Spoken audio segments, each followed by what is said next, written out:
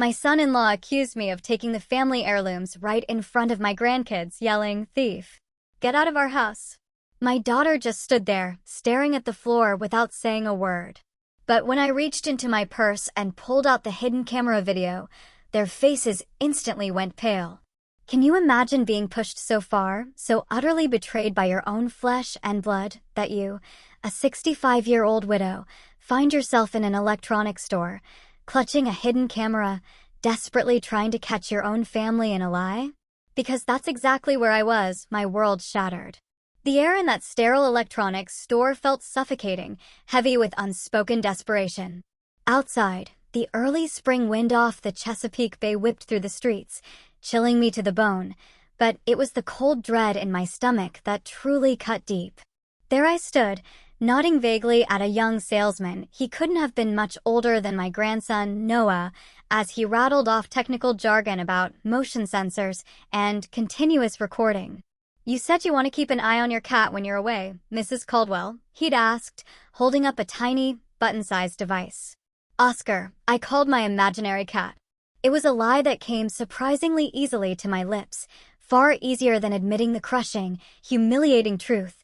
I suspected my own son-in-law of stealing from me. "Yes," I chirped, "my Oscar is terribly curious. He gets into everything when I'm not home." The irony almost made me laugh. I didn't have a cat. All I had was an empty house, echoing with silence since my beloved Richard passed 3 years ago, and a gnawing, insistent fear that something was terribly wrong in my daughter Chloe's life. Chesapeake, my hometown, isn't huge, but it's not tiny either. My home on Oak Street, that old steadfast house, has stood for half a century. Richard bought it when we first married, a young man brimming with dreams. I can still picture us, painting the walls, planting saplings, bringing our newborn Chloe home. Now, those saplings are towering trees. The house itself, like me, bears the marks of time. Chloe lives on the other side of town with a man I can barely tolerate, Brandon, and their 2 beautiful children. I don't see them as much as I wish I could. That cool April morning, after paying for the camera, I tucked the tiny box into my bag and stepped back out into the biting wind. It sliced through me, forcing me to pull my old wool coat tighter. My knee ached, a constant reminder of last winter's fall. I shuffled along the sidewalk, gazing into shop windows, a profound sadness settling over me. How had I, Eleanor Caldwell, come to this? Spying on my own family. It all began subtly, with $200 vanishing from my wallet. I vividly remember placing it there, crisp bills, before heading to Chloe and Brandon's for Christmas. It was for my Noah and Lily, cash, so they could pick out exactly what they wanted. But when it was time for gifts, my wallet was empty. I tore apart the guest room, my purse, even my coat pockets. Nothing. "You probably just left it at home, Mom," Chloe said, her eyes skittering away from mine. "You've been forgetting things a lot lately." That wasn't true. Not about money. Sure, my glasses or keys might play hide-and-seek, but after 32 years in banking, finances were sacred. "I'll give the kids their presents," Brandon declared, pulling out his wallet with a flourish. "Don't worry about it, Eleanor." His voice always had that edge, a patronizing tone that made me feel like a bothersome child, not his mother-in-law. Brandon Thorne, 42, a long-haul truck driver. Always looked tired, always shook hands a little too hard, like he had something to prove. I never understood Chloe's attraction to him, beyond his admittedly striking looks. That day, I bit my tongue. I wouldn't ruin Christmas for my grandchildren. Noah, 10, and little Lily, 8, watched us with wide, innocent eyes, sensing the unspoken conflict. They each got $20 from Brandon, mumbled uncertain thanks, clearly let down. My heart ached for them. Lying awake that night in the guest room, its colorful wallpaper a relic from Chloe's nursery days, the chilling thought first surfaced. What if Brandon took my money? It seemed absurd. Chloe always said he earned well. Why would he pilfer from his elderly mother-in-law? But the seed of doubt, once planted, began to sprout. After that, I started noticing things. Chloe, who had been so vibrant and cheerful growing up, now spoke softly, frequently glancing at Brandon, as if needing permission to utter a single word. My calls went unanswered more and more. Invitations to visit became rare, always conveniently coinciding with Brandon's trucking schedule. He was always terribly sorry he couldn't be there. Then, during a visit in March, I found my bag rummaged through. My things were out of place, my wallet left open. This time, no cash was missing, it simply wasn't there. I became hypervigilant. But the sheer audacity of it. "Coffee, Mom." Chloe entered the living room without knocking, startling me. She looked utterly drained, dark circles etched beneath her eyes. "Thank you, dear. Is everything all right?" "Of course," she said, too quickly. "Just didn't sleep well. Lily was coughing all night." I knew it was a lie. My room was right next to the nursery. I'd heard nothing. But I couldn't bring myself to challenge her. After that visit, Brandon started watching me. I felt his eyes on me when he thought I wasn't looking. He'd ask about my house, about valuables, about the insurance policy Richard had left. It sent shivers down my spine. "Grandma, do you have that old jewelry?" Lily asked one day, nestled in my lap. "Dad said you have some beautiful jewelry that belonged to your great-grandmother." My blood ran cold. My grandmother's jewelry was with me. Not monetarily precious, but utterly priceless to me. I had never mentioned it to Brandon. "Dad said that?" I asked, my voice barely a whisper. "Yeah. He told Mom you were probably hiding it and didn't want to share." Chloe, who had overheard, went white as a sheet and snapped at her daughter, "Lily, go to your room." "No." The look she then gave me, a tortured mix of fear and shame, sealed it.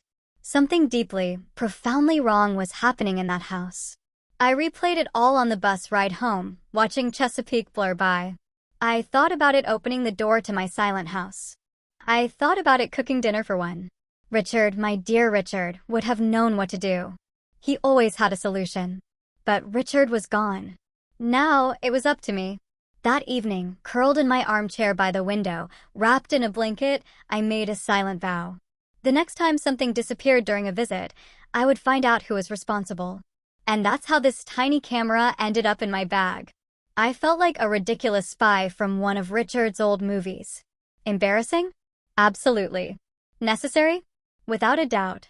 Back home, I pulled out the device and wrestled with the instructions. The print was impossibly small. I had to dig out my reading glasses.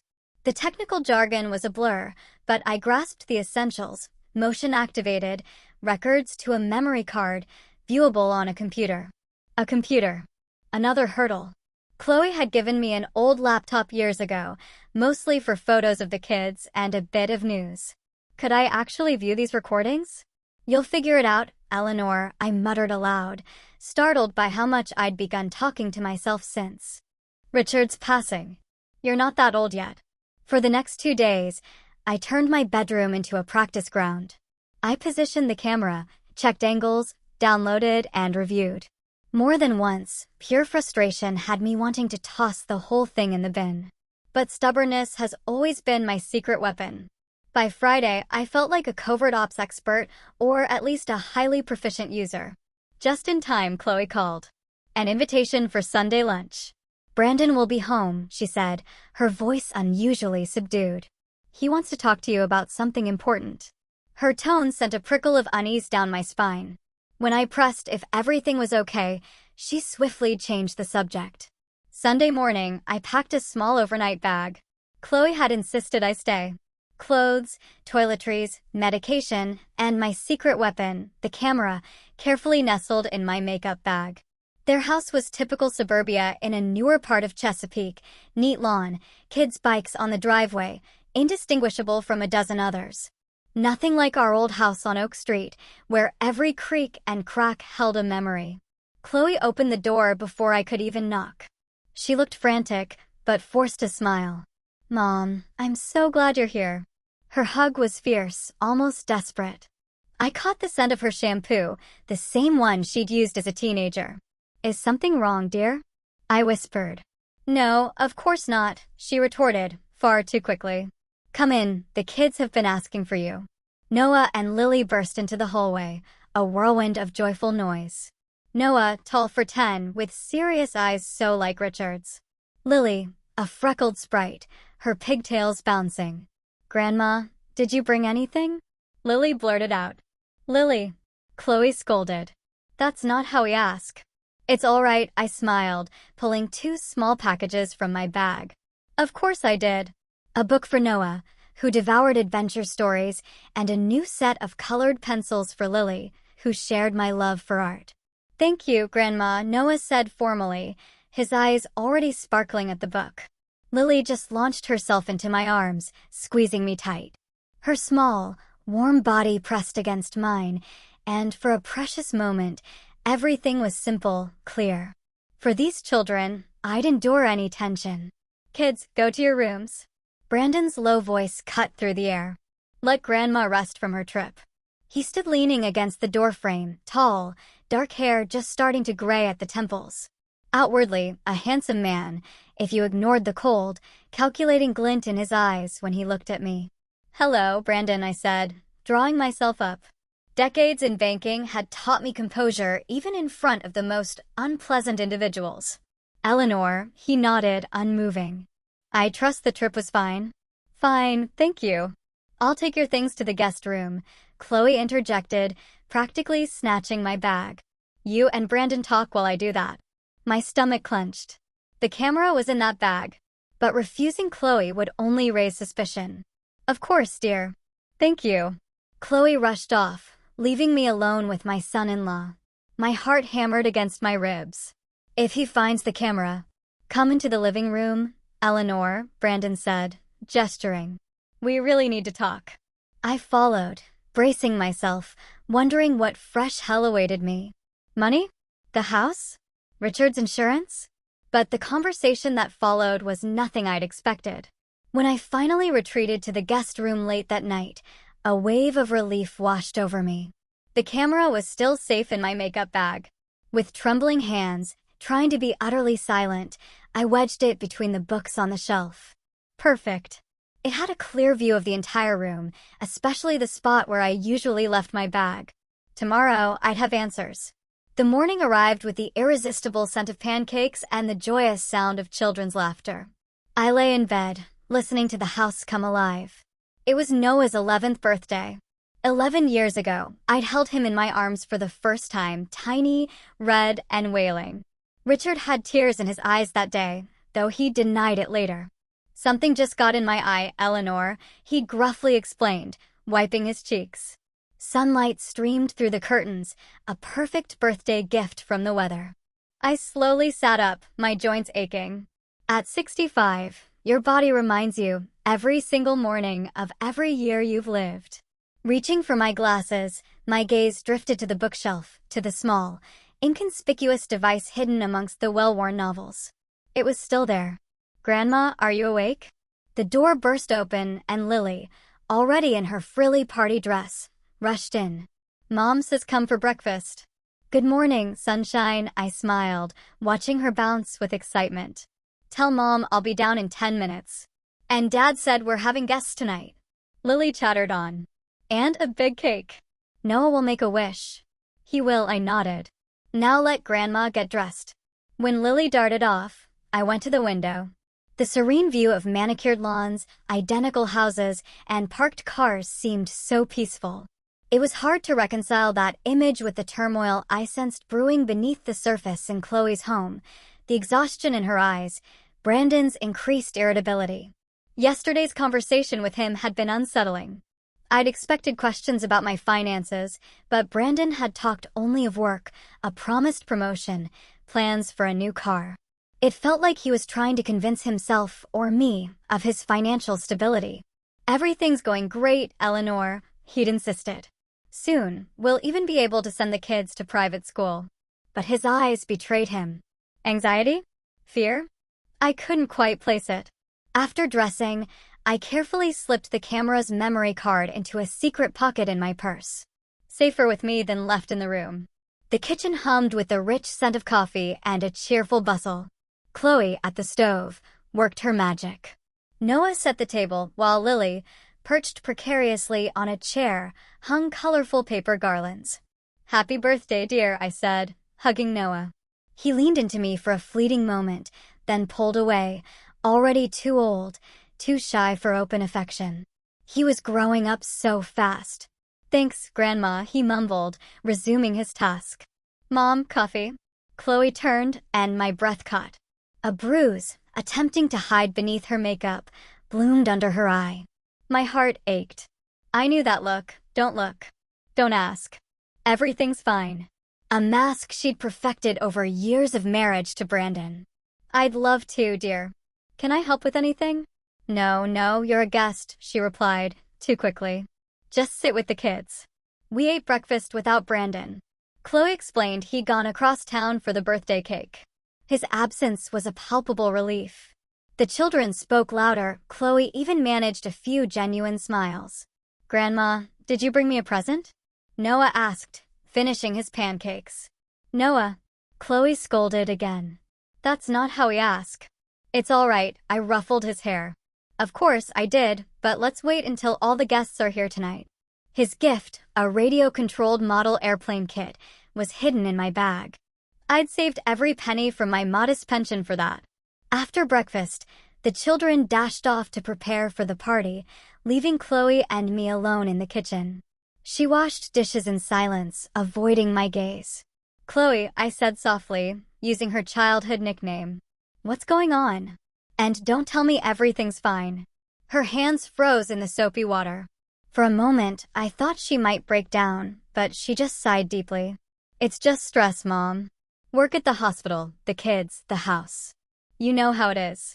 And the bruise under your eye? I pressed. Is that from stress, too? She flinched as if struck. I bumped into the closet door. My own clumsiness. The lie was so painfully obvious. My daughter, who as a child couldn't tell a fib without blushing and stammering, now uttered these falsehoods with chilling ease. Chloe, if you need help. The front door slammed, cutting me off. Heavy footsteps echoed in the hallway, and Brandon appeared, holding a large bakery box. The cake's here, he announced with forced cheerfulness. Hi, Eleanor. Had breakfast yet?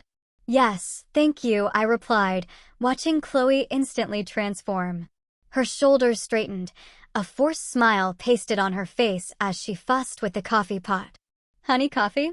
Or I can heat up some pancakes. Coffee, he said curtly, dropping the box on the table. Black. I need to check the barbecue. The Parkers are coming at 5. I thought the party was at 4? Chloe ventured uncertainly. I moved it. I have things to do, Brandon snapped. And tell the kids to keep it down. My head is splitting. He grabbed his mug and stalked out to the backyard without a glance at either of us. Chloe's shoulders sagged, as if all the air had been let out of her. He's just tired, she mumbled, though I hadn't said a word. He works a lot. I remained silent. What could I say? That I saw her fear? That I remembered the vibrant, confident woman she was before him? That Richard must be turning in his grave? Instead, I simply placed a hand on her shoulder. I'll go see what the kids are doing. The day dragged on. The children tried to be quiet, playing board games in Noah's room. I joined them, finding solace in their hushed whispers and stifled giggles. Chloe prepared dinner, while Brandon drifted between the garage, the yard, and finally, his study, where he spoke on the phone in a voice too low for me to discern the words. At 3 o'clock, feigning a nap before the guests arrived, I slipped into the guest room. I needed to check the camera. It was in place, but the angle was off. Had someone moved the books? I quickly realigned it and rejoined the children. By 5, the backyard was bustling with guests, the Parkers, their son, 2 of Chloe's hospital colleagues with their husbands, and Ms. Albright, an elderly teacher and a distant relative of Brandon's. 12 adults, 5 children. Brandon, playing the jovial host, manned the barbecue. Chloe, with her forced smiles, bustled with snacks and drinks. The children played badminton, a cheerful facade of happy family life. No one seemed to notice Chloe's strange cheer, Brandon's abrupt movements, or the children's quick, fearful glances when he raised his voice. Nice party, isn't it? Miss Albright, a sharp-eyed old lady, settled into the wicker chair beside me. Noah's grown so much this year. Yes, they're both growing up too fast, I agreed. How are you, Eleanor? Is it hard being alone after Richard? Her question was blunt but not unkind. At her age, well over 70, she skipped social niceties. I'm getting used to it, I replied honestly. One day at a time. I understand, she nodded. My Harold passed 15 years ago. Sometimes I still talk to him. Can you imagine? Oh, I can imagine, I smiled. Richard is my chief advisor on all matters now. Ms. Albright chuckled, then nodded towards Brandon, who was laughing loudly at someone's joke. And what does Richard think of your son-in-law? I froze, taken aback by her directness. Why do you ask? She shrugged. Just curious. Brandon. He's a complicated man. I've known him since he was a child. His father was the same, charming at first, then controlling. I was speechless. Ms. Albright had seen it too. But before I could respond, Brandon himself interrupted. What are you whispering about, ladies? He asked, beer glass in hand. I hope you're not gossiping about me. What are you talking about, Brandon? Ms. Albright replied calmly. We were discussing the weather. Perfect for a barbecue, right? He smiled, but his eyes remained cold. Eleanor, could you help Chloe in the kitchen? I think she needs some help with the cake. It wasn't a request, it was an order. I slowly rose, my knee protesting. Of course. In the kitchen, Chloe was indeed grappling with the cake, a massive chocolate creation with 11 candles. Mom, thanks for coming, she exhaled. I can't find the matches. Brandon usually keeps them. She fell silent, frantically opening and closing drawers. In the top cabinet, dear, Brandon's voice came from the doorway. With my cigarettes, which you threw away last week. Chloe flinched. I thought you quit smoking. And I thought we didn't throw away each other's things, he retorted, stepping further into the kitchen.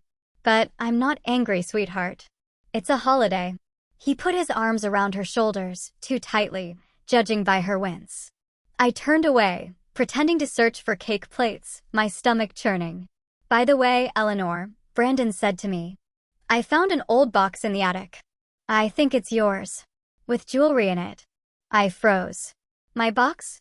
The one with my grandmother's jewelry, which I'd left with Chloe for safekeeping years ago when my house was being renovated. Yes, I replied cautiously, I think it's mine. May I take a look? Of course, he smiled, a chillingly bland expression. It's in my study after the cake. Something in his tone, a subtle shift, made me instantly wary. It felt like a test. The evening continued. Noah, surrounded by applause, blew out his candles.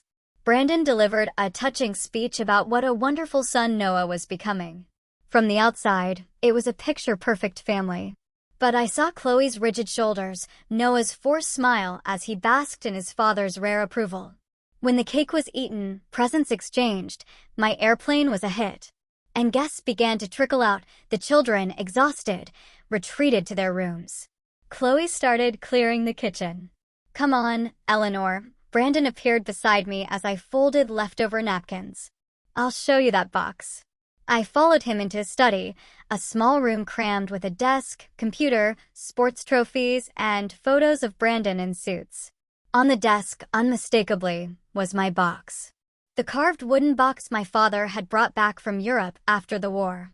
It held modest, sentimental pieces, my grandmother's silver bracelet, my mother's pearl brooch, and the gold earrings Richard had given me on our first anniversary. I found this the other day, looking for some old papers, Brandon said, pushing it towards me. Thought you might want it. I took the box carefully, and my heart seized. The lock was broken. The small silver tongue, which used to snap shut with a distinct click, now dangled uselessly from a single screw. The lock was broken when I found it, Brandon quickly interjected, watching my face. Probably a long time ago. A lie. I remembered it perfectly intact when I'd entrusted it to them. It wasn't just any lock, either. My father had installed a clever, secret mechanism. My heart hammered. I opened the lid. The jewelry was there. But something was profoundly wrong. I sifted through them. The bracelet, the brooch, the earrings, the ring. Where was Richard's wedding ring? After he died, I'd kept it there on a thin gold chain. Is something wrong? Brandon asked, his eyes sharp. I looked up slowly. Should I accuse him now? Not here. Not with Chloe and the children just rooms away. No, everything's fine, I lied, forcing a smile. Just haven't seen these things in so long. Thank you for finding them. He nodded, but I saw a flicker in his eyes. Was it disappointment? Relief? You can take it with you, he said casually. It's yours. Yes, of course, I said, clutching the box to my chest. I'll put it in my room. Leaving the study, I paused in the hallway, fighting to calm my ragged breathing. Richard's ring was gone. A simple gold band, inscribed with our initials and wedding date. Not valuable to anyone else, but priceless to me. In the guest room, I examined the box again. The lock wasn't just broken. It had been violently pried open. Clear gouges from a screwdriver or a knife scarred the wood. And unsettlingly, the inside was spotless. Someone had recently wiped it clean, but left the exterior dusty. I sat on the bed, holding the box, questions swirling. Why Richard's ring? Why not something more valuable? And why return the box now? A soft knock startled me. I quickly tucked the box under my pillow. Come in. It was Chloe, holding a cup of tea. Thought you might want some tea before bed, she said, placing it on the nightstand. How was your holiday? Wonderful, I replied. Noah was so happy. She nodded, but her gaze was distant. Mom, she began, then bit her lip, falling silent. What is it, dear? Nothing, she shook her head. Just, thank you for coming. It means a lot to the children. She leaned in to hug me, whispering so softly I almost didn't hear it. Be careful with Brandon. He's been out of sorts lately. Before I could respond, she straightened up. Good night, Mom. Good night, sweetie. When the door closed, I retrieved the box. In the dim lamplight, the jewelry gleamed faintly, echoes of a past, of people gone, of happy moments irrevocably lost. The broken lock on my old box, holding my family's sentimental treasures, screamed a truth louder than any words. Something was terribly, dangerously wrong in this house, and I had to uncover it before it was too late.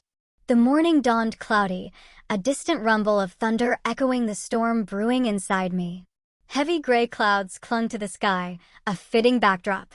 The clock read 7, but voices already filtered through the guest room door. I sat up slowly, a dull ache in my lower back, a herald of rain. The jewelry box, broken lock staring accusingly, lay on the nightstand. Why hadn't I taken it sooner? Why had I trusted Brandon? The voices intensified. Brandon's irritated tone, Chloe's quiet, placating replies. An argument. Then a slam. Silence. I dressed quickly, silently.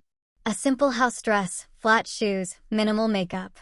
At 65, you stop trying to impress anyone, especially your own family.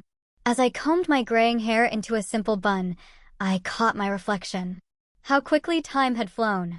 Just yesterday, I was a young woman full of dreams. Today, a widow, deemed a burden by her son-in-law. Clutching the box, I stepped into the hallway. The kitchen beckoned with the scent of coffee and sweet baking. Chloe, no doubt, making pancakes. Good morning, I said, entering. She stood at the stove, flipping. Noah and Lily were already at the table. No sign of Brandon. Good morning, Mom, Chloe replied, not turning, her voice strained. Coffee? I'd love some, I said, placing the box on the kitchen table and sitting next to Lily, who immediately snuggled in. Grandma, are you leaving today? She asked, her voice tinged with sadness. Yes, sweetie. The bus leaves at 2. But we'll have time to play. Lily brightened. Noah chewed his pancake silently, avoiding my gaze. Something was wrong. Usually so chatty, he seemed withdrawn, almost scared. What's wrong, Noah? I asked, reaching for his hand. Didn't sleep well? He flinched, pulling his hand back. Everything's fine, he mumbled, not looking up. Chloe set coffee and pancakes before me, her hands visibly trembling. Kids, she said, her voice unnaturally cheerful. When you're done, go to your rooms, okay? Your dad needs to talk to Grandma. My stomach clenched. Talk about what? The box? Richard's ring? I'm almost done, Noah said, finishing his juice in a gulp. Let's go, Lily. But I'm not finished, she protested. Come on, he insisted, grabbing her hand. I'll let you play with my new toy. It worked. Lily, forgetting her half-eaten pancake, slid off the chair and followed. At the door, she turned and waved. See you soon, Grandma. When they were gone, I turned to Chloe. What's happening? She sank into the chair opposite me, still avoiding my eyes. Brandon, she began, then stopped, hearing heavy footsteps. A moment later, he filled the doorway, tall, broad-shouldered, face etched with a stony expression. He held something wrapped in a handkerchief. Good morning, Eleanor, he said, a fake smile twisting his lips. Sleep well. Fine, thank you, I managed, my heart hammering in my throat. You wanted to talk? Yes. He sat at the head of the table, placing the bundle in front of him. About your jewelry box. I nodded, waiting. Chloe sat frozen, pale as a ghost. When was the last time you opened it? Brandon asked. Last night. When you gave it to me. Everything was there. I hesitated. Should I mention Richard's ring? Or wait? Not quite, I decided to be honest. Richard's wedding ring is missing. I kept it on a chain. Brandon nodded, as if expecting that answer. You know, Eleanor, he said, drawing out his words, I've been noticing some strange things lately. Things going missing. First small things. Money from my wallet. Then Chloe's watch. Then her mother's earrings. Brandon. Chloe interrupted, her voice a desperate whisper. Maybe you shouldn't. Shut up, he snapped, and she cringed. I'm going to take care of this once and for all. He turned to me, his eyes blazing with cold fury.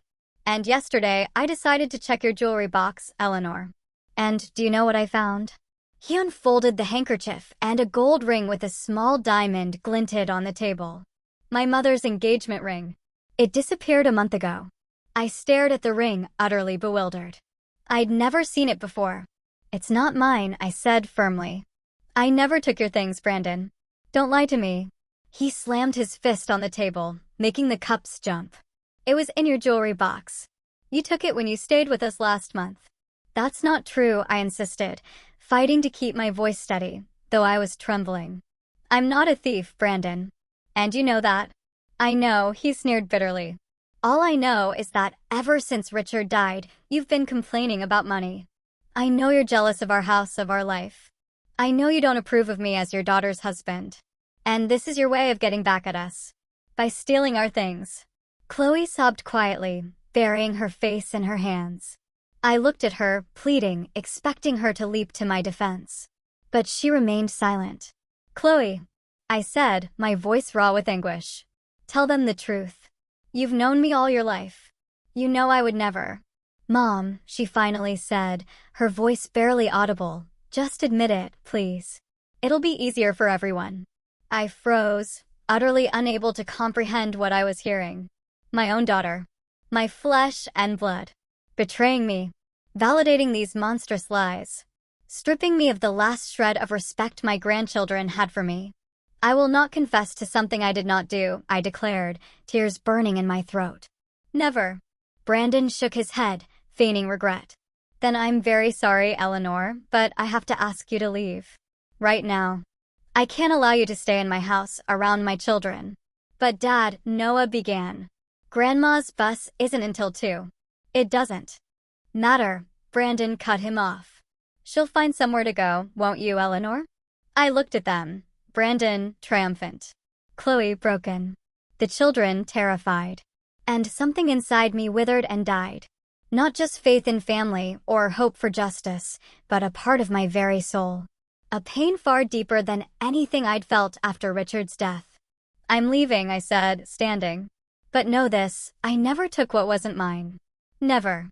I walked towards the door, then stopped, turning back to the box on the table.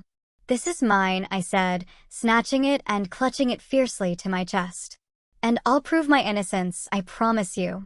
Brandon just smiled. Sure, Eleanor. Good luck with that. I walked past the children, trying not to meet their tear-filled, confused eyes. I went to the guest room, my hands shaking as I gathered my belongings. The camera was still there, inconspicuous on the bookshelf, hopefully, mercifully capturing everything that had happened. Coming downstairs with my bag, Chloe was waiting in the hallway alone. Brandon had taken the children into the living room. Mom, she whispered, I don't believe you're a thief. But Brandon, he's so convincing. And they really did find the ring in your jewelry box. which someone broke into. I finished for her, looking her straight in the eye. You know the lock was broken.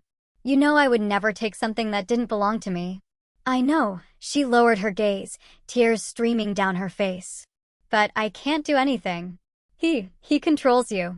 And you let him? I asked, the words burning. You let him destroy our family?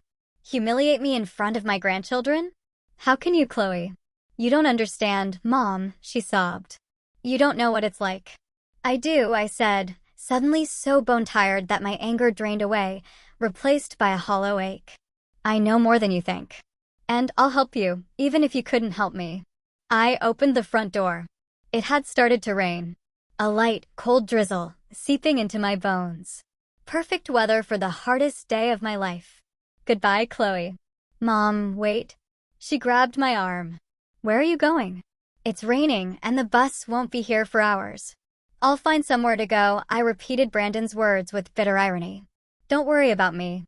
Worry about your children, who are growing up watching their father mistreat their mother and humiliate their grandmother. I stepped out into the rain without looking back. My bag felt impossibly heavy on my shoulder, the box within even heavier. But the heaviest thing of all was my heart, utterly shattered by the betrayal of those I loved most. The streets of Chesapeake were desolate that Sunday morning. A few hurried passers-by scurried for cover, oblivious to the drenched, elderly woman aimlessly wandering the sidewalk. I walked, not caring where, only driven by the desperate need to put as much distance as possible between myself and Chloe's house. 2 blocks later, I spotted a small cafe, miraculously open despite the early hour. The bell above the door jingled softly as I entered. An elderly waitress looked up from behind the counter. Terrible weather, isn't it? She said with surprising cheer. Please, sit anywhere. I chose a window seat, watching the rain blur the street into a gray, featureless canvas. Like my life. Yesterday, it had held brightness, purpose. Today, it was colorless, shapeless. Coffee? The waitress asked, notepad in hand. Yes, please, I murmured, not even glancing at the menu. Could I use your phone? Of course, dear. She gestured to a wall phone near the cash register. Is everything all right? I tried to smile, but it felt twisted. Just a little family problem. Nothing serious. She nodded understandingly, retreating for my coffee. I pulled a worn notebook from my bag, a relic filled with important numbers. Among them, Arthur Peterson, my neighbor, a retired police officer who sometimes gave me rides from the supermarket or helped with odd jobs. Maybe he could meet me at the bus station or, if I dared hope, even pick me up here. Anything was better than sitting, wet and humiliated, until 2 o'clock. I went to the phone and dialed. After the 3rd ring, a familiar, gruff voice answered, Peterson speaking. Arthur, it's Eleanor Caldwell. I tried to keep my voice steady, but it trembled. Your neighbor from Oak Street, Eleanor? He sounded surprised. What happened? Are you all right? Not really, I sighed, the exhaustion palpable. I'm in Chesapeake at my daughter's. Well, not at her house anymore. I need to get home, but the bus isn't until 2. I thought perhaps. Give me your address, he interrupted, without hesitation. I'll come over. Tears of gratitude welled in my throat. It's Jenny's Cafe, on the corner of Maple and 5th. But I don't want to trouble you. Maybe you could just meet me at the bus station.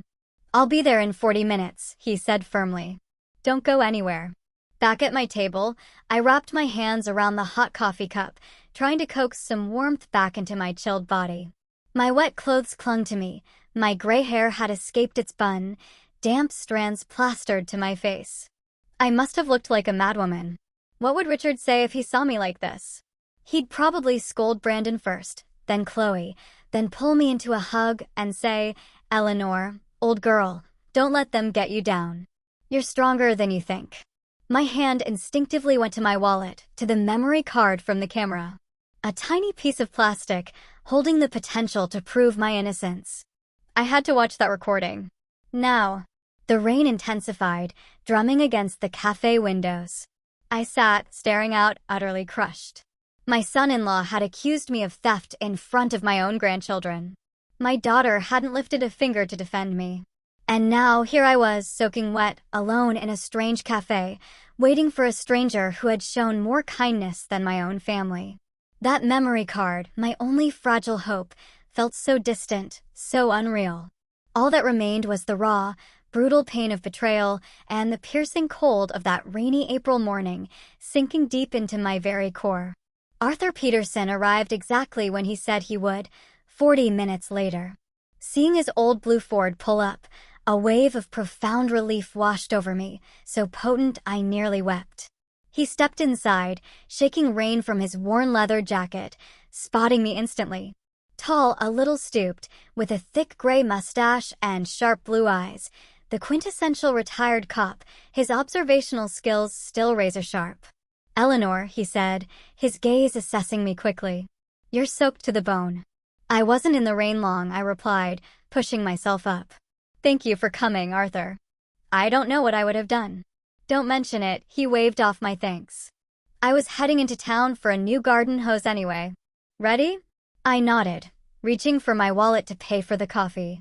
"I already paid," Arthur said. "Let's go." The car's warm. The warmth of his car was a comforting cocoon. I buckled my seatbelt, my bag clutched in my lap, and finally allowed myself to sag, just a little. We drove along Chesapeake's main street, the suburbs gradually giving way to open countryside, contemplating how quickly years of built trust and respect could unravel. It all felt so fragile now. Our neighborhood was still rainy, but lighter. Arthur stopped in front of his house, a neat, unassuming bungalow across from mine. "Come on," he said, switching off the engine. "We'll get you some hot tea, dry those clothes, and then we'll watch your recording." I followed him up the wet driveway. Inside, Arthur's house was exactly as I'd imagined. Practical, a little old-fashioned, but solid. Sturdy furniture, photographs on the walls. Arthur in his police uniform, colleagues, and one with a woman, probably his late wife. "Bathroom's over there," he pointed. "You'll find a towel. I'll put the kettle on." 15 minutes later, changed into dry clothes from my bag, hair towel dried, I sat at Arthur's kitchen table, a hot cup of tea warming my hands. He sat opposite me, his open laptop between us. "Now, let's see what you've got," he said. My hands shook as I pulled the memory card from my purse and handed it to him. What if the camera hadn't worked? What if Brandon had found it, deleted everything? What if I really was just a paranoid old woman? Arthur inserted the card, clicked a few times. "Several files here," he said. "They're dated." "Which one?" "Yesterday's, I think," I replied. "I set it up Saturday night after talking to Brandon." He nodded, opening the file. The screen flickered, then showed an image of Chloe's guest room. The quality wasn't perfect, but clear enough. I saw the bed, the nightstand, part of the wardrobe, the door. There was no sound. I'd forgotten that feature. "We'll have to fast forward," Arthur said. "Hours of footage." He sped up the playback. Empty room, then fleeting glimpses of me combing my hair, reading, getting ready for bed. "Stop," Arthur said suddenly, slowing the feed. "Someone's coming in." I leaned forward, my eyes glued to the screen. Brandon entered the room. He looked around, listened intently, then quickly moved to my bag, which was on the bed. He rummaged through it, a look of growing annoyance on his face. Then he stopped, as if he'd heard something, and swiftly left. "That was yesterday afternoon," I whispered, when I was with the kids. Arthur fast-forwarded again. Brandon reappeared, but it was dark outside. A small night light glowed. It must have been late, when I was asleep. He looked around again, then went to the nightstand, where my jewelry box rested. He picked it up, examining the lock, then pulled something from his pocket, a screwdriver, or perhaps a knife, and began prying. My blood ran cold. This was it. The proof. Brandon, breaking into my box. On the recording, he finally forced it open, quickly sifted through the contents, then pulled a small object, a ring, from his own pocket and planted it among my jewelry. He closed the box, replaced it, and left. "Oh my God," I whispered. He put the ring in my jewelry box. "Looks like it," Arthur nodded. "Let's watch some more." The next significant moment was early morning. Brandon entered again, but this time, Chloe was with him. They stood at the door, gesturing, clearly arguing. Chloe shook her head, tried to leave, but Brandon grabbed her arm, leaned close, saying something. She cringed, nodded, and they both exited. "Too bad there's no sound," Arthur murmured. "But it's clear enough. He's intimidating your daughter." I nodded silently, tears stinging my eyes. Poor Chloe. I should have seen this sooner. Wait. Arthur paused the recording again. He's back. Sure enough, minutes later, Brandon re-entered, a phone in his hand. He sat on the edge of my bed, talking, frequently glancing at the door. At one point, he stood, pacing, gesturing wildly. The conversation was clearly hostile. His face was contorted in anger. He slammed his fist into his palm several times. "It's a shame we don't know who he's talking to," I said. "Yes, difficult without sound," Arthur agreed. "But he looks like he's talking to a creditor." Those gestures, he pointed to Brandon making a counting motion, usually indicate a discussion about debt. I remembered Brandon's strange behavior, his nervousness, his sudden preoccupation with finances. "Do you think he has money problems?" "Quite possibly," Arthur shrugged. "And judging by his behavior, serious ones." We continued watching. Brandon finished his call, sat for a few more minutes with his head in his hands, then abruptly stood and left. The next significant moment was later that morning, with natural light streaming through the window. Chloe entered with a cup of tea. She placed it on the nightstand, looked around, then moved to my bag. She hesitated, struggling with herself, then quickly opened it and slipped something inside. A note. Then she left, just as quickly. What did she put in my bag? I strained to see the blurry writing. "I can't tell," Arthur shook his head. "Something small. Check your bag." I fumbled, quickly opening my bag, rummaging through clothes, toiletries, a book. Nothing unusual. Wait. I pulled out the Agatha Christie novel I'd brought. A folded piece of paper fell out. "Here." I unfolded it. It was Chloe's handwriting, small and uneven, written hastily. "Mom, I'm sorry. B is in big debt because of gambling. He's threatening to take the kids if I don't help him. I'm scared for them. Please be careful. Don't trust him. C." "So, that's what it is," Arthur said quietly, reading over my shoulder. "Gambling." "Poor Chloe," I said, pressing the note to my chest. "She's afraid of him. Afraid for the children." Arthur returned to the laptop, continuing the playback. The last clip showed Brandon re-entering the room, clearly intending a thorough search.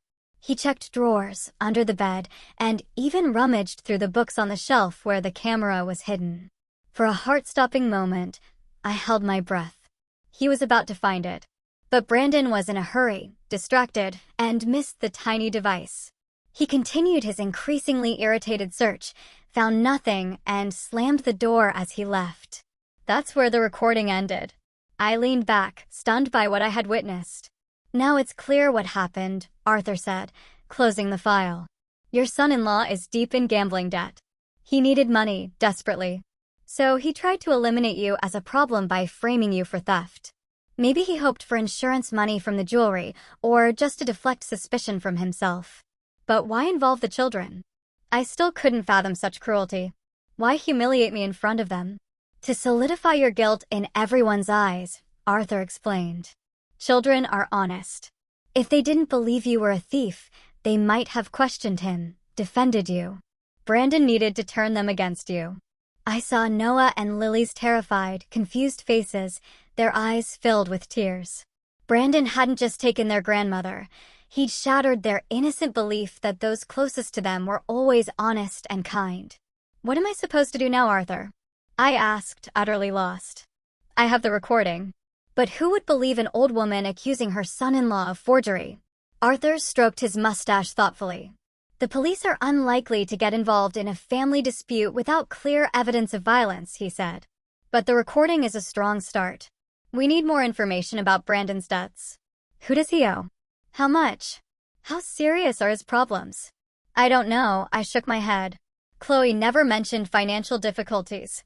On the contrary, Brandon always boasted about how well they were doing."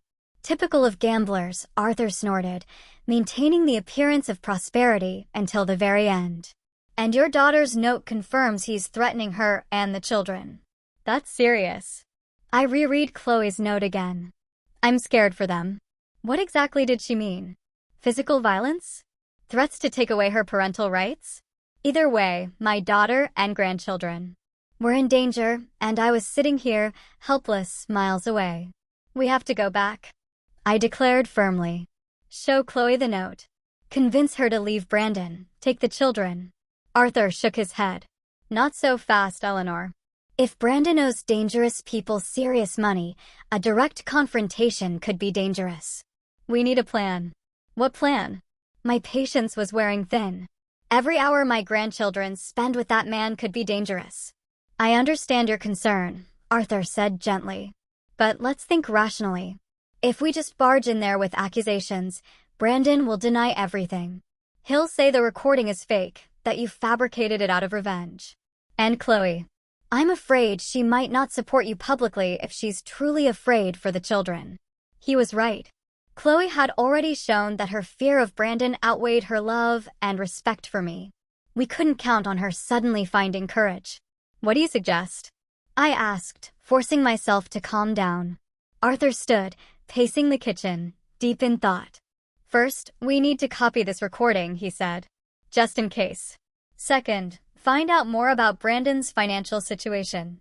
I have a friend in the police who can discreetly check if your son-in-law has connections to underground gambling. And in the meantime, Chloe and the children are still with him. I burst out bitter. Yes, but we'll move quickly, Arthur assured me. And one more thing, you need to contact Chloe. Let her know you have evidence and that you're willing to help. How? I spread my hands. Brandon probably monitors all her communications. Phone, mail. There are ways, Arthur said thoughtfully. For example, through her work. She still works at Chesapeake Hospital, right? I nodded. She's a nurse in the pediatric ward, 3 days a week, Monday, Wednesday, Friday. Great. Arthur smiled. So, she'll be there tomorrow. We could meet her during her lunch break, somewhere public where Brandon can't interfere. The plan was finally taking shape. A flicker of hope ignited within me. Maybe all wasn't lost. Maybe I could reclaim my grandchildren's trust and free my daughter. Thank you, Arthur, I said, utterly sincere. I don't know what I'd do without you. He waved a dismissive hand. It's nothing. Neighbors should help each other. Besides, he added with a slight smile, I worked in the police for 30 years. Sometimes I miss investigating. I smiled back, genuinely, for the first time in what felt like an eternity. Then let's make a plan. What do we need to do before tomorrow? Arthur returned to the table, opening a new document on his laptop. First, copy the recording, save it somewhere safe. Second, I'll call my friend at the police department, discreetly inquire about Brandon. Third, we need to prepare for the conversation with Chloe. Decide exactly what to tell her and how to convince her to act. I nodded, mentally adding another item. Prepare for the grandchildren. How could I explain this without utterly shattering their image of their family, their trust? We spent hours mapping out a strategy. Arthur was methodical, thorough, a true former officer. He considered every scenario, every risk, every alternative. I listened, asked questions, sometimes argued. But ultimately, I trusted his experience. By evening, we had a clear, actionable plan for the next few days. Step 1. Meet Chloe at the hospital. Depending on her reaction, we would either help her and the children escape Brandon, or gather more evidence and go to the police. We need to be prepared for the possibility that Chloe may not want our help, Arthur warned. Victims of domestic violence often defend their abusers, especially with children involved. I know, I sighed. But I have proof. She has to believe me. Let's hope so, he nodded. Now you need to rest. It's been a tough day. I felt sudden, profound exhaustion, both physical and emotional. The day's events weighed heavily. All I wanted was to lie down and forget. But the thought of my grandchildren, still with Brandon, clawed at me. I'll walk you home, Arthur said, noticing my fatigue. The rain's almost stopped. Thank you, but I'm just across the street, I smiled weakly. I'll be fine, he insisted. Take my umbrella, just in case. We stepped onto the porch. Dusk was settling. The rain was indeed lighter, just a few stray drops. The air smelled fresh of wet earth and blossoming leaves. Spring, after all, was still coming. We crossed the street in silence. My house looked quiet, dark, waiting. I took out my keys, but before opening the door, I turned to Arthur. "Thank you for everything. I don't know how to express my gratitude." He looked slightly embarrassed, shifting his weight. "Don't thank me, Eleanor.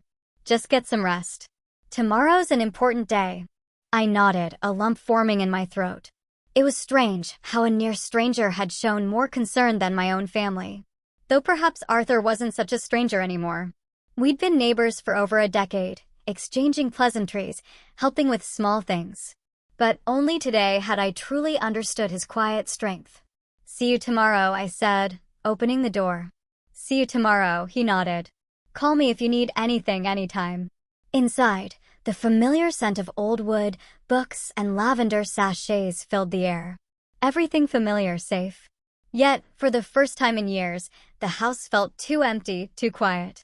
I walked into the living room, leaving the lights off, and sank into the armchair by the window, Richard's favorite spot for reading the evening paper.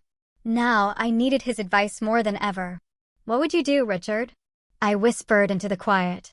"How would you protect Chloe and the children?" Of course, no answer came, only the ticking of the old clock and the soft patter of rain. But I felt, deep down, that Richard would approve of our plan. He had always been a man of decisive action, especially when it came to family. I took the jewelry box from my bag, opened it. I ran my fingers over the familiar pieces: my grandmother's silver bracelet, my mother's pearl brooch, Richard's earrings. And then, the alien ring, planted by Brandon. It looked starkly out of place among my modest treasures. Too new, too shiny, bought specifically for this malicious setup. Tomorrow, I would see Chloe. I would show her the recording. I would explain that I was ready to help, that she wasn't alone. We would get the children and get away from Brandon before it was too late. And if she refused, then it would be Plan B: gather more evidence, go to the police. I couldn't let him ruin Chloe's life or my grandchildren's. With these thoughts, I finally made my way to bed, utterly spent. Tomorrow would be a new day. A day I started fighting for my family. Monday morning dawned bright and sunny, as if nature itself was apologizing for yesterday's rain. I woke before 6, my heart heavy but infused with a fierce determination. Today, everything had to change. After my shower, I chose my outfit with unusual care: a dark blue dress, a crisp jacket, a touch of makeup, and Richard's pearl earrings. I needed to project composure, confidence, not the broken woman they'd seen yesterday. At 8, the doorbell rang. Arthur, punctual as ever, stood on the doorstep in his familiar leather jacket, but today he wore a tie, giving him a surprisingly formal air. "Good morning, Eleanor," he nodded. "Ready?" "As ready as I can be," I replied, grabbing my bag, which contained my laptop, notes, and all the evidence we'd gathered. The drive to Chesapeake took about 40 minutes. We rode in silence, each lost in our own thoughts. I gazed at the passing scenery, marveling at how drastically my life had shifted in just 2 days. On Saturday, I was simply an elderly widow visiting her daughter. Today, I was driving to rescue my family from the man they called husband and father. "Did you manage to contact your friend in the police?" I asked, breaking the quiet. Arthur nodded, his eyes on the road. "Yes, I called him last night. Brandon Thorne is well known in certain circles. He owes money to several underground casinos and a local loan shark named Marcus Stone." He paused. "My friend doesn't know the exact amount, but it appears to be several tens of thousands of dollars." I gasped, the sum astronomical. How could he? They have children, a mortgage. "Gambling addiction defies logic," Arthur replied grimly. "People lose everything: their homes, their families, their jobs, yet they keep playing, always chasing that big win to fix it all." We pulled up to Chesapeake City Hospital, an imposing glass and concrete structure. Arthur parked in the visitor lot. "It's 9:30, he said, checking his watch. "Chloe's lunch break starts at noon, right?" "Yes," I nodded. "She usually eats in the cafeteria on the first floor. She only has 30 minutes, so we need to be concise." "Okay," Arthur mused. "Here's the plan. You go alone first. Find Chloe. Ask if she can spare time during her lunch. If she agrees, great. If not, or if she seems scared, I'll come over. An official presence sometimes helps. I agreed. Arthur, with his gray mustache, piercing gaze, and now his tie and veteran badge, certainly looked impressive. The wait was agonizing. We sat in the hospital lobby, reviewing our notes, refining our strategy. Finally, the clock nudged 11:45. I headed for the elevators, up to the pediatric ward. The hospital corridors bustled with the usual commotion: doctors, nurses, patients, visitors. I walked, trying to project confidence, though I was a knot of nerves inside. What if Chloe refused to talk? What if Brandon had completely poisoned her against me? The pediatric ward, adorned with bright drawings, echoed with children's distant laughter. I approached the nurse's station, where a young woman was engrossed in a logbook. "Excuse me," I said. "I'm looking for Chloe Thorne. Is she on duty today?" The nurse looked up, smiled. "Yes, she's in the treatment room. Should be free soon. Are you her mother?" She scrutinized me, a flicker of surprise in her eyes. "You look just like her." "Yes," I said, a strange pride swelling in my chest. Despite everything, Chloe was still my daughter. "I'll wait for her here, if I may." "Of course," the nurse nodded. "Have a seat. Or should I call her if it's urgent?" No, I'll wait," I replied hastily. The last thing we needed was to draw undue attention. I sank onto a plastic chair, prepared to wait. 10 minutes later, the treatment room door opened. Chloe emerged, holding the hand of a little boy with a bandaged elbow. She led him to his room, murmuring something affectionate, then turned and froze when she saw me. Her face went ashen, eyes wide with surprise and fear. She quickly glanced around, as if checking for followers, then hurried over. "Mom," she whispered. "What are you doing here?" I stood, my knees trembling. "We need to talk, Chloe. It's important." She looked around again, nervously tucking a strand of hair behind her ear, a gesture from her childhood. "I can't. Brandon isn't here," I said firmly. "And we are going to talk about him, about what he did." Chloe bit her lip, clearly torn. "I have lunch in 15 minutes, she finally conceded. "Meet me in the cafeteria, first floor.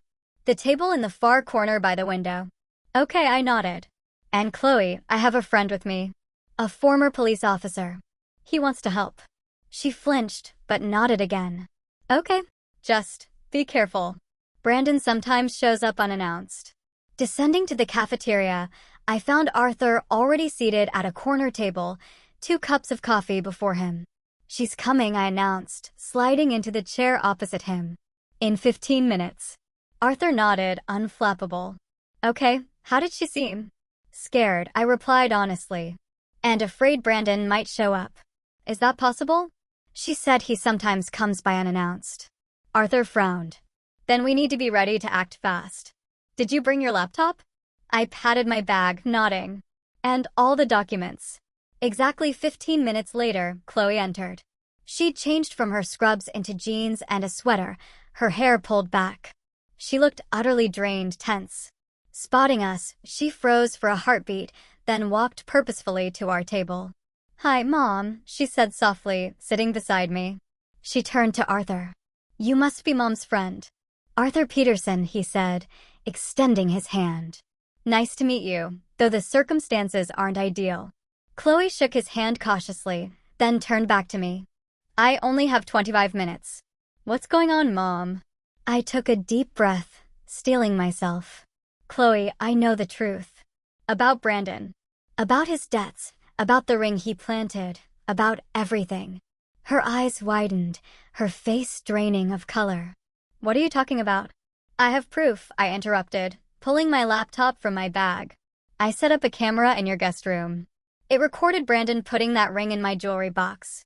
Chloe stared, as if I'd spoken in a foreign tongue. "You? What?" "See for yourself," I said, opening the laptop, playing the recording. "Right here. See? He comes into the room at night, picks the lock on the box, and puts the ring inside." Chloe's gaze was fixed on the screen, unable to tear away. Her hands, resting on the table, clenched into fists, knuckles stark white. And here I continued, switching to another clip. He's talking on the phone. By the sound of it, it's with a creditor. Arthur thinks it's about gambling debts. Marcus Stone, Chloe whispered, her eyes still glued to the screen. His name is Marcus Stone. He lends money at exorbitant rates. And if he doesn't pay him back on time... She fell silent, covering her face. I placed a hand on her trembling shoulder. Chloe, sweetheart, why didn't you tell me? I could have helped. How? She asked bitterly, lowering her hands, tears glistening on her cheeks. By giving him your savings? Selling the house? It wouldn't have solved anything. Brandon would just lose that money too. He can't stop. What about your note? I pulled out the folded paper. You wrote he threatened to take the children away. Is that true? Chloe nodded, wiping her tears. He says if I leave or seek help, he'll prove I'm a bad mother, that I work too much, don't pay enough attention to them.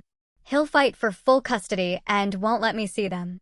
Those are empty threats, Arthur interjected, his voice firm. The court considers many factors, including financial stability. And your husband, from what I understand, has serious debts and a gambling addiction. No judge would grant custody to a father with those problems. Chloe looked at him, a glimmer of hope in her eyes. Are you sure? Absolutely, Arthur nodded. I have friends in the Chesapeake Police Department. They confirmed your husband is known in certain circles. Debt, gambling, possibly even embezzlement at work. He's not the kind of man a court would trust with children.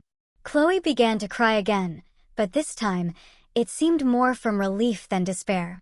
I was so afraid, she whispered. So scared of losing Noah and Lily. They're all I have. You have me, I said quietly, squeezing her hand. And I'll never let Brandon take your children from you. Never. We sat in silence for a few minutes, Chloe trying to compose herself. I gave her space. Finally, she straightened up, her gaze more determined. What should I do, Mom? Where should I go? I don't have money for a lawyer or a new place to live. Don't worry about that, I said. I have savings, and my house is big enough for all of you. The most important thing right now is to get the kids and get away from Brandon. But how? He'll be home from work at 6. The kids are at school until 3. Arthur stroked his mustache thoughtfully. Here's the plan. You finish work at 4. Excellent. At 3, Eleanor and I will pick up the children from school. Then we'll go to your house and gather the most essential things. At 4, we'll meet you here and we'll all go to Eleanor's house together. What if Brandon comes back early? Chloe asked anxiously. That's unlikely, Arthur said. But even if he does, we have proof of his shady dealings. And I'm a former police officer. Trust me, he'll think twice before causing any trouble. Chloe looked uncertain, but finally nodded. All right, I agree. But we need to act quickly. Brandon has an app on his phone that tracks my movements. If I don't go home after work, he might suspect something. Then leave your phone here in the locker, Arthur suggested. Or with a trusted colleague. Tell them you forgot to charge it, and borrow another for emergencies.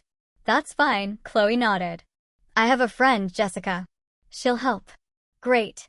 A warm glow of hope spread through me. It was settling.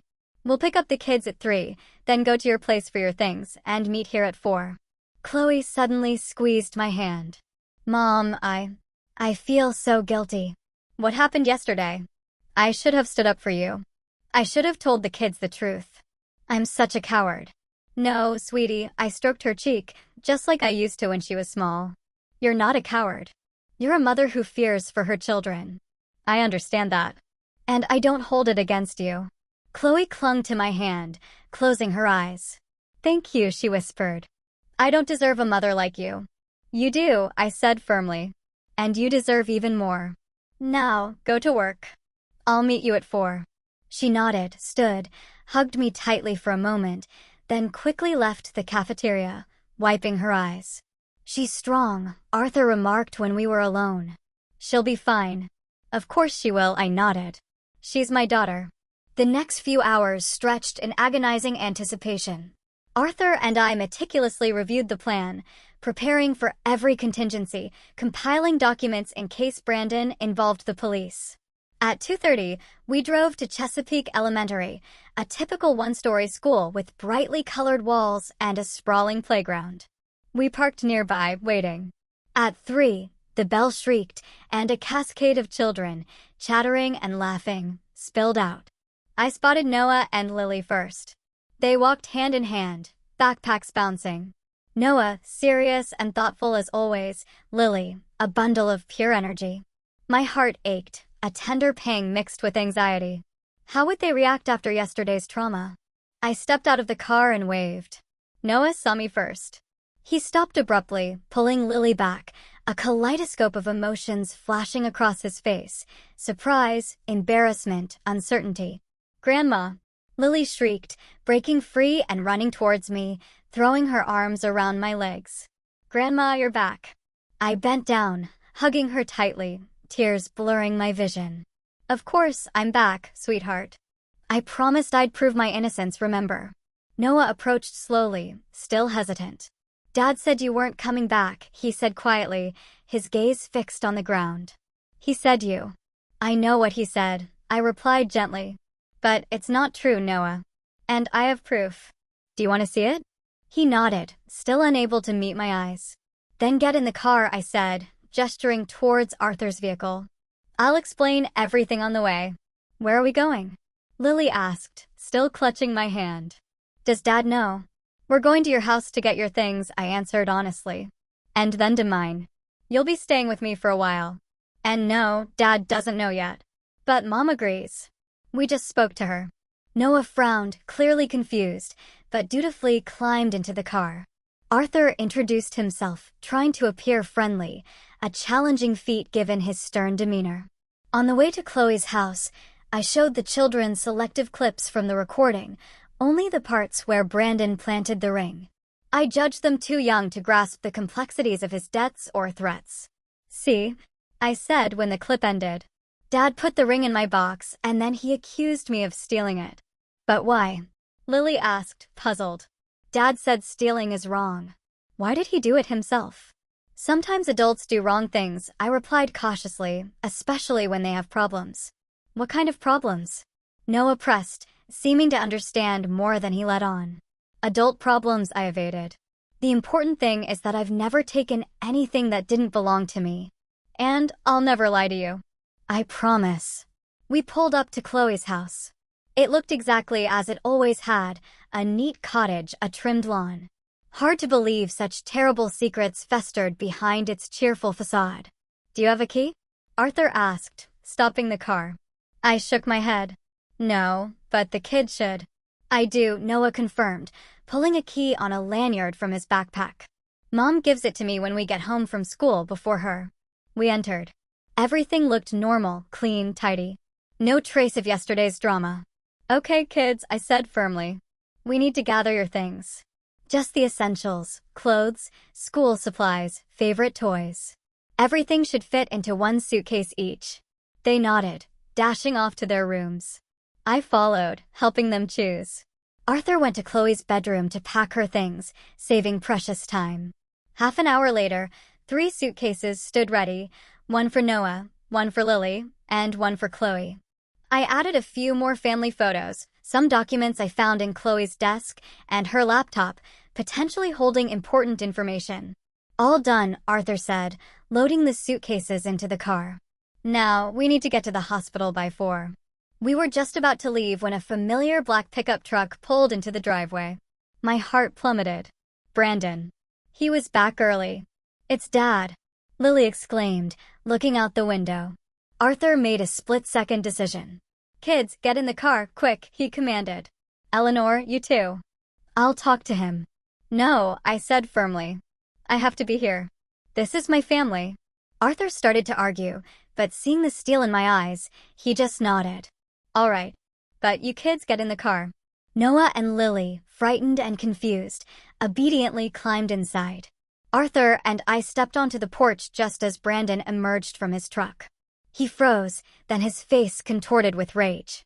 "What the hell are you doing here?" he barked, striding towards us. "I told you yesterday, get out of my house." "This is my daughter's house," I replied calmly, though I was shaking inside. "And her children's. And I came to pick them up." Brandon let out a cruel, unpleasant laugh. Take them? Where? They're my family. Mine. He took another menacing step, but Arthur stepped forward. Mr. Thorne, he said, his voice formal and unwavering. I'm Arthur Peterson, a former police officer. We have evidence of your slander against Mrs. Caldwell, as well as information about your debts to Marcus Stone and several underground casinos. I suggest you step aside and let us leave peacefully. Brandon went white at the mention of Marcus Stone's name. Who the hell are you, and how do you know that? That's not important, Arthur interrupted. What's important is that your wife and children are leaving temporarily until you sort out your problems. Chloe? Brandon looked around, expecting to see her. Where is she? What did you tell her? The truth, I replied. About how you planted the ring in my jewelry box. About how you threatened to take the children away if she left you. About your debts. Nonsense, he spat, but his voice trembled. You have no proof. I do, I said, pulling my laptop from my bag, opening it. The camera in the guest room. The recording of you breaking into my jewelry box and planting the ring. The recording of your conversation with the creditor. It's all there, Brandon. He stared at the screen, his face a mask of dawning defeat. Anger gave way to fear, then a desolate despair. You don't understand, he said, his tone shifting. These people, they're not kidding. If I don't get the money back. That's your problem, Mr. Thorne, Arthur stated. But blackmailing your mother-in-law and threatening your wife is not the answer. Now we're leaving, and I advise you not to try to stop us. Brandon stood, shoulders slumped, looking from us to the car where the children sat. For a fleeting moment, I almost felt pity for him, a broken man who had lost everything to his own weakness. Can I at least say goodbye to the kids? He asked quietly. I glanced at Arthur. He gave a slight nod. No drama, I warned. And in our presence. Brandon nodded, walking slowly towards the car. Noah rolled down the window, looking at his father with wary eyes. Hi, champ, Brandon said, trying to smile. Hi, princess, he added, seeing Lily in the back seat. Dad, we're going to Grandma's, Lily said. Are you coming too? Brandon shook his head, swallowing hard. No, sweetheart. Daddy has to take care of some things. But I'll come see you soon, okay? You promise? She asked hopefully. I promise, he said, looking at a silent Noah. Take care of your sister, okay, champ? Noah nodded slowly, still wordless. It was clear how hard this was for him, realizing his father had lied, betrayed his grandmother, and now they were leaving him. We have to go, I said, approaching the car. Chloe is waiting for us at the hospital. Brandon stepped back, allowing me to get in. Arthur took the driver's seat and started the engine. Don't try to follow us or threaten us, he warned Brandon through the rolled-down window. My friend in the police has a copy of all the evidence. One phone call, and you'll have problems far worse than your debts. Brandon nodded silently, hands in his pockets. As we drove away, I saw him in the rearview mirror, standing alone on the driveway, a solitary figure against the house he might soon lose. The children were mostly silent on the way to the hospital, each lost in their own thoughts. Lily pressed herself against me, her head nestled on my shoulder. Noah sat upright, staring blankly out the window. Everything will be okay, I whispered, holding my granddaughter close. I promise. We arrived at the hospital at exactly 4. Chloe was already waiting, pacing nervously at the entrance. The moment she saw the car, she ran over, scrambling into the back seat, enveloping the children in a fierce hug. My little ones, she whispered, kissing each of them. Are you okay? Yes, Mom, Noah replied. We packed our things and we saw Dad. Chloe froze. Dad? He was home. He came back just as we were leaving, I explained. But everything's fine. We showed him the recording, and he didn't interfere. Chloe breathed a shuddering sigh of relief. Thank God. I was so scared. It's all over, Arthur said, pulling out of the parking lot. Now let's go home to Eleanor's. We'll discuss what to do next there. The 40-minute drive to my house was spent with Chloe clinging to her children as if afraid they might vanish. They chattered about school, what they'd brought, their plans for the evening. Their innocent voices, once a source of pain and tension, now sounded unbelievably precious. My old house on Oak Street greeted us with the golden light of the setting sun. How strange. Just yesterday, I'd returned here alone, crushed. Today, I'd brought my family home. A daughter and grandchildren poised to start a new life. Welcome, I said, opening the door. Make yourselves comfortable. The children entered first, curious. They'd been here before, but rarely stayed. Noah, your room is upstairs, first door on the right, I told him. It was your mother's room when she was little. And Lily, you'll sleep in the room next door. It's my sewing room now, but we'll fix it up quickly. And me? Chloe asked, carrying in a suitcase. The guest room is downstairs, I replied. There's a comfortable sofa bed. If you want, we can look for an apartment closer to your work. No, she shook her head, a new resolve in her eyes. We'll stay here for now, if you don't mind. The children need stability. And so do I. Arthur brought in the remaining suitcases, pausing at the door. I think I'll go, he said. You all need time to yourselves, to settle in. Stay for dinner. I urged. It's the least I can do to thank you. He hesitated, but Chloe backed me up. Please, Mr. Peterson. We couldn't have done it without you. All right, he agreed. But just dinner. The evening unfolded in a strange, yet deeply cozy atmosphere. Chloe and I prepared dinner while the children explored the house, discovering old toys and books that dated back to their mother's childhood. Arthur sat in the living room, quietly making phone calls, contacting his police friends to ensure Brandon wouldn't cause further trouble. Over a simple but hearty dinner, roast, salad, apple pie, we talked about the future.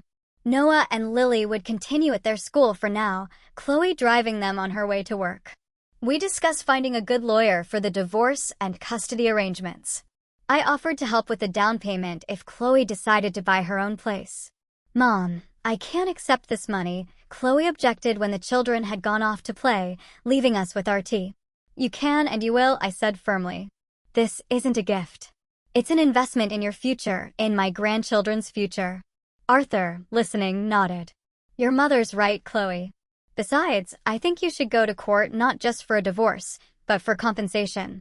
If Brandon truly squandered all the family money, you're entitled to it. I'm afraid there's nothing to compensate, she said with a bitter smile. All our savings are long gone. The house is mortgaged and remortgaged. Even part of my salary went to pay his debts. Nevertheless, Arthur insisted, you need a good lawyer. I have a friend who specializes in cases like this. I can put you in touch. Thank you, Chloe said, her voice filled with sincere gratitude. I don't know how we'll manage. She was interrupted by the doorbell. We all froze. Who could it be at this hour? I'll get it, Arthur said, rising. You stay here. He went into the hallway. Chloe and I listened intently, muffled voices, then footsteps returning. It's Officer Miller, Arthur said, entering with a young, blonde policeman from the Chesapeake Department. He has news about Brandon. Officer Miller nodded politely. Mrs. Thorne, he said to Chloe. I need to inform you that your husband, Brandon Thorne, was arrested an hour ago for assaulting a creditor named Marcus Stone. Mr. Stone is in the hospital with a concussion and a broken jaw. Your husband is at the station, charged with aggravated assault. Chloe turned pale, pressing a hand to her mouth. My God, she whispered. He's completely lost his mind. We also found an unregistered firearm in his pickup truck, Officer Miller continued. So, there will be more charges. Given the severity of the crime and his previous convictions for fighting, he will most likely receive a significant sentence. Previous convictions? I asked, looking at Chloe. Did you know? She shook her head, tears welling. No, he never. God, how could I have been so blind? Officer Miller continued. Mr. Thorne asked us to tell you that he won't be seeking custody of the children and agrees to a divorce on your terms. He then turned to me. He also asked us to apologize to you, Mrs. Caldwell, for the false accusations. I nodded, numb, not knowing what to say. It was surreal, receiving an apology through a police officer from the man who had publicly humiliated me just yesterday. What happens next? Chloe asked, her voice trembling. Court, Officer Miller replied. You will be called as a witness. The children will likely be questioned too, but sensitively, with a psychologist present. Mr. Thorne is facing 5 to 10 years, considering all the circumstances. After the officer left, we sat in silence for a long time. Chloe cried quietly, mourning not just her broken marriage, but all the years she'd spent in fear and deceit. "I have to tell the children," she finally said. "They have a right to know." "Not today," I said gently. "Give them time to settle in here. Tomorrow, or the day after, will be enough for difficult conversations." Arthur nodded in agreement. "Your mother's right. Right now, the children need peace, a sense of security. Everything else can wait." Chloe wiped her tears, nodded. "You're right. First, we need to get settled. Start a new life. And we will manage," I said, taking her hand. "Together." Arthur left around 10, promising to stop by tomorrow to help with paperwork and a lawyer referral. Chloe and I put the children to bed, reading them a story. Lily insisted on this ritual, then finally sat together in the living room. "Mom," Chloe said quietly, her eyes full of pain and remorse. "I'll never be able to make up for how I betrayed you yesterday." "You've already made up for it," I replied, sitting beside her on the sofa. "By finding the strength to leave, by protecting the children, by choosing the truth, even though it was scary." "I should have done it sooner," she shook her head. "Before he accused you. Before he started threatening you. Before he lost all our savings." "Don't beat yourself up," I said, hugging her shoulders. "What's done is done. What matters is that we're together now, and no matter what, it will always be that way." Chloe clung to me, just like she did as a child when she was afraid of thunderstorms or bad dreams. "Promise?" "I promise," I whispered, kissing the top of her head. "Now, go to sleep. Tomorrow is the start of a new life." When everyone was in bed, I sat in the living room for a long time, gazing at the family photos on the walls. Richard, young and smiling, with little Chloe in his arms. Chloe in her prom dress. Me with newborn Noah in the maternity ward. Lily on her first bike. My family. No matter what, she was with me again. And though immense difficulties lay ahead, court, divorce, rebuilding my grandchildren's trust, we would face them together. In the bedroom, preparing for bed, I glanced one last time at the jewelry box on the dresser. That small wooden box, the unwitting catalyst for all these events. Inside, still, was the ring Brandon had planted, a silent witness to his desperation and malice. Tomorrow, I would hand it over to the police as evidence. But today, I was simply grateful. Grateful that the truth had prevailed. That my daughter and grandchildren were safe with me. Grateful that even at 65, it is possible to begin a brand new chapter. With these thoughts, I finally went to bed, feeling a profound peace I hadn't known in years. Lily snored softly in the next room. Across the hall, Noah was probably reading under his covers with a flashlight, his favorite pastime. Downstairs, Chloe was likely still shedding tears, mourning the past, yet now I knew, looking to the future with a tentative, fragile hope. My family, my fortress. Whatever comes next, we've already survived the worst. And we've become stronger for it. This journey has been heartbreaking, but it's also shown me the incredible strength of a mother's love. What would you have done in my situation? Share your thoughts and advice in the comments below. I'm reading every single one.